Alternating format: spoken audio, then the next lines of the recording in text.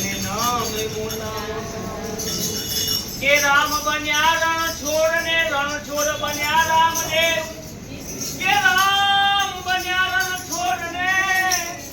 અને રણ છોડ બન્યા રામદેવ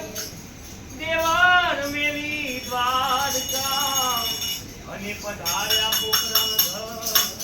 દેવર મેલી દ્વારકા અને પધાર્યા પોકરણ ઘર. એમાં મારો મેઘવારનો સાધુ મેઘમાં આવ્યો કે અરે ઓ ધરિયો દરબાર ધણીનો